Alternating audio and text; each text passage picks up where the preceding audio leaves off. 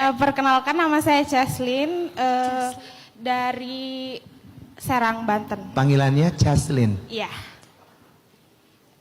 Izin bertanya Ustadz, jika kita punya pasangan, misal kayak pacar gitu ya. Wow. Kita udah ngerasa dia itu kayak orang yang paling baik, terus tapi tiba-tiba dianya pergi gitu loh.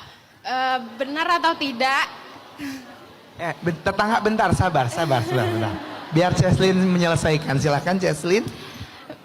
Benar atau tidak kalau orang itu tuh sebenarnya bakal ada diganti yang lebih baik lagi gitu loh. Kayak padahal kita udah ngerasa dia tuh orang yang paling baik gitu. Tapi dianya pergi.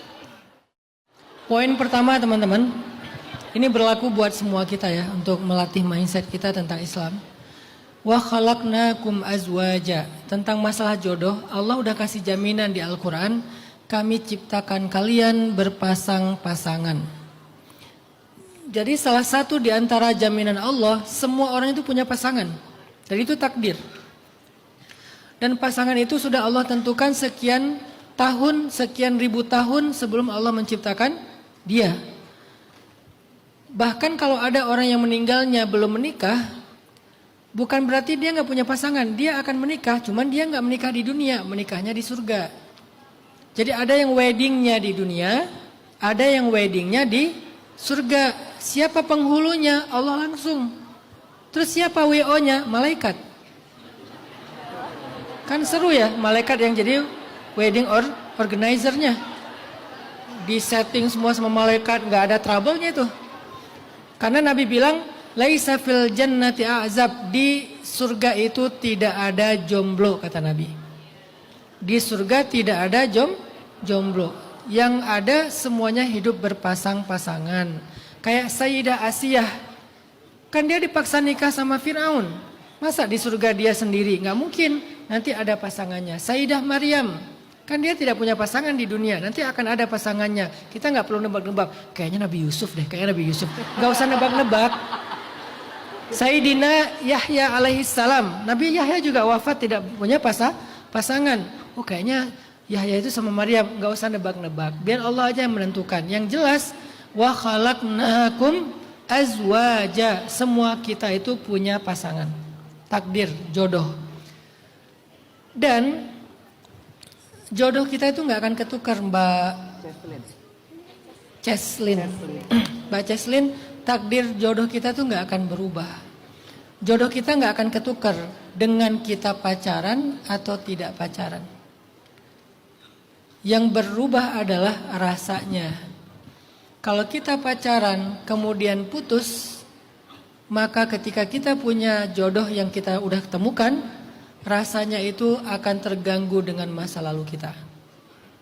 Kalau kita pacaran ternyata nggak putus dan ternyata dia jodoh kita, maka rasanya itu tidak akan sama seperti ketika kita menemukan seseorang dari awal banget. Pasti udah agak-agak nggak seru lagi gitulah pokoknya. Jadi jodoh kita nggak akan ketukar dengan kita pacaran atau tidak pacaran. Yang akan berubah itu adalah rasanya. Sehingga Mbak Cheslin, cara mendapatkan pasangan itu sebetulnya bukan pacaran dalam Islam. Cara mendapatkan pasangan terbaik itu adalah dengan memantaskan diri, mengupgrade value diri kita. Sehingga ketika kita mengupgrade value kita, pasangan kita juga akan Allah upgrade value-nya. Nanti kita ketemu di versi terbaiknya kita masing-masing.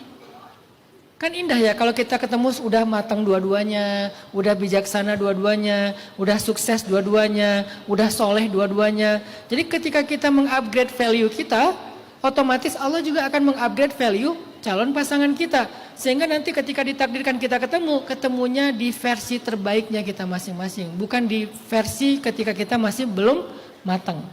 Itu ikhtiar terbaik untuk menemukan pasangan.